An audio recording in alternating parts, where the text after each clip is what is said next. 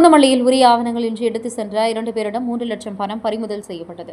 தமிழக சட்டமன்ற தேர்தல் தேதி அறிவிக்கப்பட்ட நிலையில் தேர்தல் நடத்தை விதிமுறைகள் அமலுக்கு வந்தது. இந்நிலையில் உரிய ஆவணங்கள் இன்றி பணம் எடுத்து செல்லப்பட்டவர்களை தொடர்ந்து கண்காணித்து வருகின்றனர். இந்த வகையில் பூந்தமல்லி சட்டமன்ற தொகுதிக்குட்பட்ட பகுதியில் தேர்தல் நடத்தும் அதிகாரிகள் தொடர் வாகன சோதனையில் ஈடுபட்டனர்.